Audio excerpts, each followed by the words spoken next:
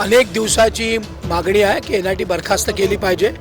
कारण NITच्या माध्यमातून जे काही कामं झाले असतील, 572 लेआउट असतील, 1900 लेआउट असतील, अनेक लेआउट असतील, यात जनतेला त्रास झाला. तिथल्या सिवर लाईन, गटर लाईन, तिथलं पाणी, तिथली दिवाबत्ती, तिथले रस्ते, या बाबतीत काय स्थिती आहे तुम्हाला सगळ्यांना माहिती आहे. आणि ज्या NITच्या माध्यमातून NIT पैसे कमवते तिथे NIT कधी मेंटेनन्स करत नाही.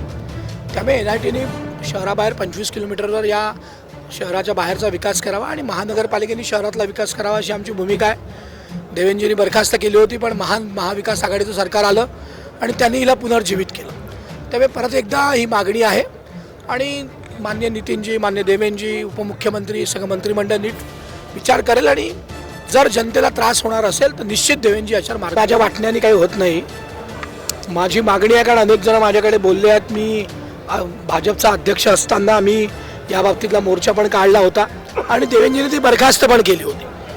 त्यामुळे ती परत एकदा महाविकास आघाडीने त्यांच्या 2.5 वर्षात पुनर्जीवित केली. ते पाप त्यांनी केलं, ते मिटवण्याकरता संधी आम्हाला आली आहे. त्यामुळे ती करावी अशी माझी मागणी. छोट्या राज्यांची आमची भूमिका आहे, ती भूमिका असली पाहिजे म्हणून तो माझा नारा आहे. बाकी त्या राम मंदिराची पण आमची भूमिका होती, 370ची आमची भूमिका होती, कॉमन सिव्हिल कोडची पण आमची भूमिका आहे आणि छोटे राज्याची पण आमची भूमिका आहे. ती निश्चित पूर्ण होईल.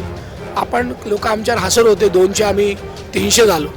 त्यामुळे याही आमच्या ज्या परंपरागत भूमिका आहे त्या पूर्ण होतील असा मला विश्वास आहे.